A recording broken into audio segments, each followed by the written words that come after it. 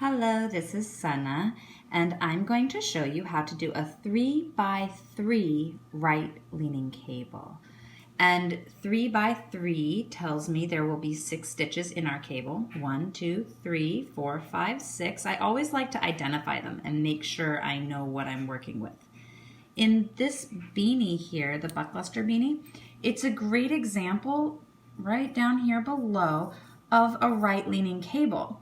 And the way we make these cables is by working the stitches out of order. We work the stitches here, these 3, before we work these 3. And the way we can do that is by putting the first 3 stitches onto a cable needle, and to make it lean right, we put them in back. I often say to myself, I will be right back. So I'm going to stop this video and then work through that in the next video. We're ready to cable.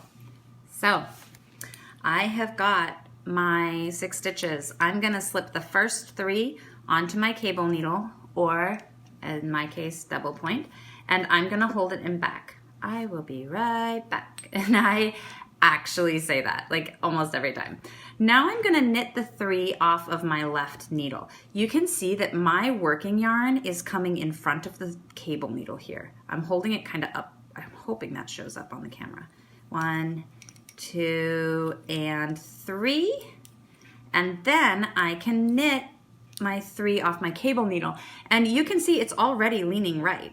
Come here, you guys. They really do not like stretching over here, but they'll do it. You just have to show them who's boss.